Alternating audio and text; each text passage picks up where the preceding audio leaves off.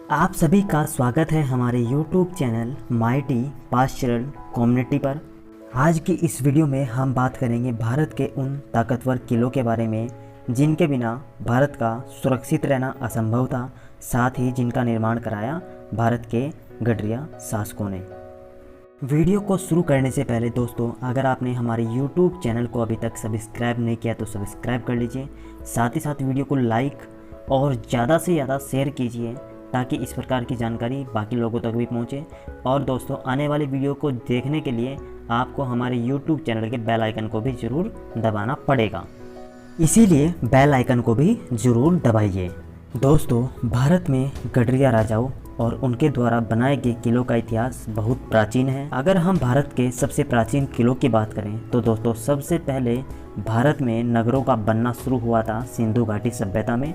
अब चूँकि इतिहासकार भारतीय गडरियों की उत्पत्ति आर्य कबीलों से मानते हैं, तो दोस्तों ऋग्वेद में इंद्र को भी पुरंदर कहा गया है। इंद्र जो कि आर्यों के देवता थे और उन्होंने किलों पर विजय प्राप्त की थी। इन सब के अलावा एक दूसरी मान्यता भी है जिसके अनुसार गडरियों ने 52 गढ़ों को जीता था, जिसके कारण इनका नाम गडरिया पड़ा था। तो चलिए दोस्तों, आज की इस वीडियो को शुरू करते हैं और जानते हैं उन महत्वपूर्ण किलों के बारे में जिनका जिक्र आज हम इस वीडियो में करेंगे। दोस्तों, इसमें सबसे पहला नाम आता है चंद्रगुप्त मौर्य के राजमहल का। विदेशी चीनी यात्रियों के अनुसार चंद्रगुप्त मौर्य के महल को लकड़ी से बनाया गया था और चीन के यात्रियों ने जब उसे अपनी आंखों से देखा तो उनका वर्णन जो हमें मिलता है उसके अनुसार उनका मानना था कि इतना सुंदर महल कोई आदमी नहीं बना सकता, वस्तुतः यह देवताओं के द्वारा बनाया गया होगा। चूँकि यह लकड़ी से बनाया गया था, इसीलिए आज हजारों साल बाद हमें इसके प्रमाण नहीं मिलते हैं। लकड़ी जो कि एक निश्चित समय बाद नष्ट हो जाती है, इसी कारण यह भव्य देव निर्मित राजमहल भी समय के साथ नष्ट हो गया होगा। अब हम बात करते हैं भारत के दूसरे भव्य राजमहल की, जिसका नाम है चित्तौड़गढ़ दुर्ग। कुछ लोगों ने शुरुआत में इस किले के बारे में माना था कि इसका निर्माण कुछ सामंतशाही राजपूत राजाओं ने कराया था, बल्कि दोस्तों ऐसा नहीं है। इस किले का निर्माण भारतीय गडरियों की मौर्य शाखा के राजा चित्रांगद मौर्य ने करवाया था। अगर हम इस किले के समय की बात करें तो दोस्तों 7वीं शताब्दी में इस किले के निर्माण का कार्य शुरू हुआ, जब चित्रांगद मौर्य ने चित्रकूट नामक एक नगर यहाँ पर बसाया था।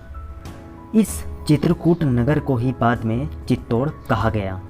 इतिहास में ऐसा भी माना जाता है कि इस गडरियों की मौर्य शाखा के अंतिम शासक मान मौर्य को हराकर बप्पा रावल ने इस पर अपना अधिकार किया।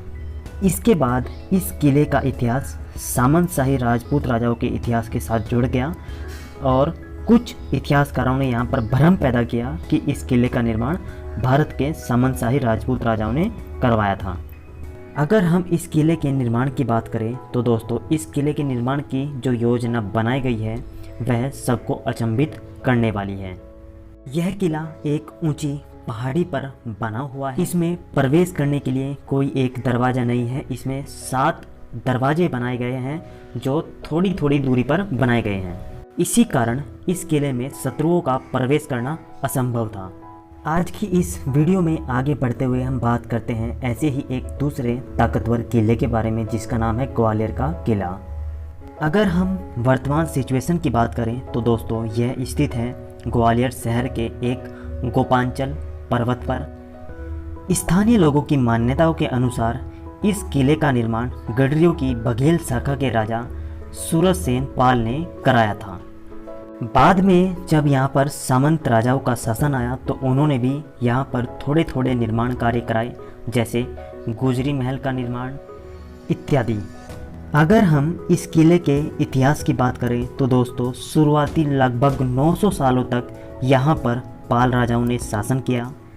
भारत के मध्य में स्थित होने के कारण यह किला समस्त भारत के इतिहास को अपने अंदर समेटे हुए है, अर्थात भारत पर शासन करने वाले सभी महान राजवंशों का कहीं न कहीं इस किले से जुड़ाव रहा है।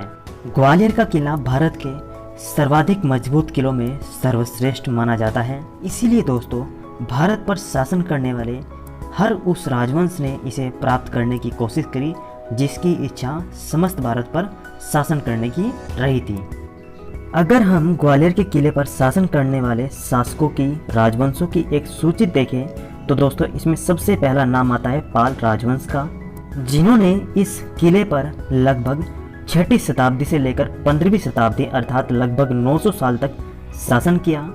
इसके बाद दूसरा नाम आता है गुर्जर प्रतिहारों का, जिन्होंने कुछ समय तक शासन किया। उसके बाद तीसरा नाम आता है उन सभी छोटे छोटे सामंत राजाओं का, जैसे तोमर इत्यादि। लेकिन दोस्तों जब भारत में मुस्लिम आ गए थे तो यहाँ पर मुस्लिम शासकों ने भी लंबे समय तक शासन किया, जिसमें सबसे पहला नाम आता है मुग़ल एम्पायर का, जिन्होंने 1528 से 1719 तक इस पर शासन किया।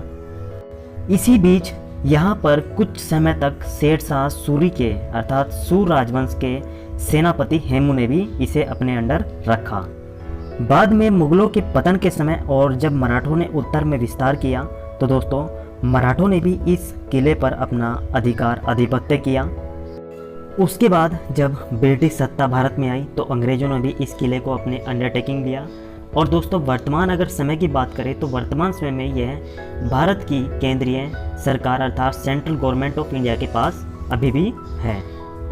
आज की इस वीडियो के अगले किले या महल की बात करें तो दोस्तों उसमें नाम आता है गडरियों की धनगर शाखा की महारानी पुण्यश्लोक देवी अहिल्याबाई होलकर जी के द्वारा निर्मित महिसावर का किला। इस किले का निर्माण पुण्यश्लोक देवी मातोश्री अहिल्याबाई होलकर जी ने स्वयं करवाया। अगर हम वर्तमान लोकेशन की बात करें तो दोस्तों यह किला इंदौर से लगभग 91 किलोमीटर की दूरी पर स्थित है। अगर हम इस किले के महत्व की बात करें तो दोस्तों नर्मदा नदी के किनारे होने के कारण इस किले का अपना एक विशेष स्थान है। नर्मदा नदी, जिसे हम दक्षिण भारत में जीवनदायिनी नदी भी कहते हैं, इस किले को एक विशेष महत्व प्रदान करती है।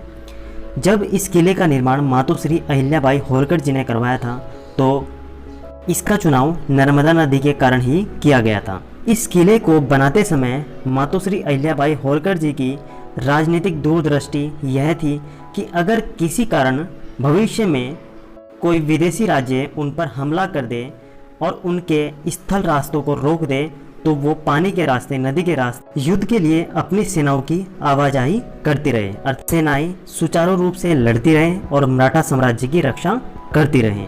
इन किलों के अलावा दोस्तों अगर हम भारतीय गडरिया राजाओं के अन्य किलों की बात करें तो अभी और भी हमारे पास एक लंबी सूची बाकी है, जिसको हम आने वाली वीडियोस में आपको बताएंगे, क्योंकि दोस्तों यह वीडियो काफ़ी लंबी हो गई है। इसीलिए आज की यह वीडियो हम यहीं पर समाप्त करते हैं और आने वाली वीडियोस के लिए दोस्तों हम आपसे प्रार्थना करना चाहते हैं कि अगर आपने हमारे YouTube चैनल को अभी तक सब्सक्राइब नहीं किया तो सब्सक्राइब कर लीजिए। साथ ही साथ वीडियो को बहुत ज़्यादा लोगों के साथ शेयर कीजिए ताकि हमारे चैनल की कोई भी नई वीडियो आए तो उसकी सूचना आपको फिर नोटिफिकेशन के माध्यम से स्वयं मिल जाए। साथियों के साथ सभी के साथ इस प्रकार दोस्तों अगली वीडियो में आपसे फिर से मुलाकात होगी। तब तक के लिए धन्यवाद।